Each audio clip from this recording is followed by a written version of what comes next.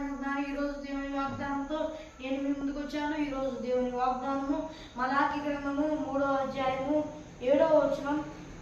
మీరు నా తట్లు తిరిగిన ఎడల నేను మీ తట్లు తిరుగుదును.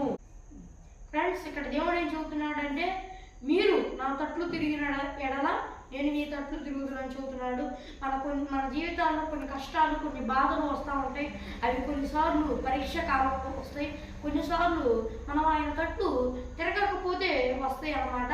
మనం పరీక్షించుకోవాలి. మనకు కష్టాలు వచ్చినా, ఏ బాధలు వచ్చినా మనం పరీక్షించుకున్నట్లయితే, ఆయన తట్లు తిరిగినట్లయితే దేవుడు మన పట్ల కొన్ని గొప్ప కార్యాలు జరిగించబోతున్నాడు.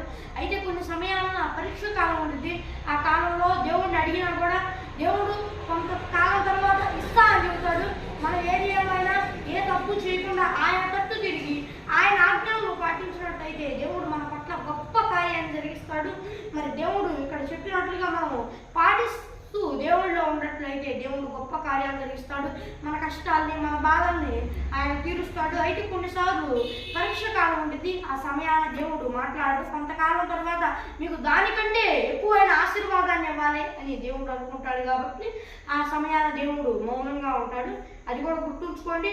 ఇది ఫ్రెండ్స్ ఈరోజు దేవుని వాగ్దానము. మరి మనం ఏమైనా తప్పు చేస్తే దేవుని అందు ఎక్కువగా ఉందాం. మనం తప్పులను బట్టి దేవుని క్షమాపణ అడుగుదాం. దేవుడు మన పట్ల గొప్ప కార్యాలు జరిగిస్తాడు. ప్రార్థన చేసుకున్నాం. చిన్న ప్రార్థన.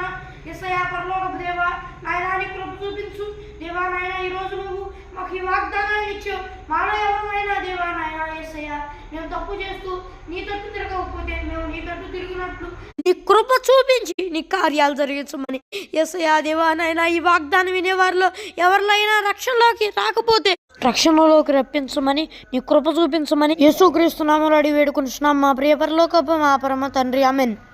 ఇది ఫ్రెండ్స్, మరి ఈరోజు దేవుని వాగ్దానం. ఈ వీడియో నచ్చితే ఈ వీడియో లైక్ చేయండి, ఈ వీడియో షేర్ చేయండి, మన యూట్యూబ్ ఛానల్ సబ్స్క్రైబ్ చేసుకోండి. మరి ఒక దేవుని వాగ్దానంతో మరి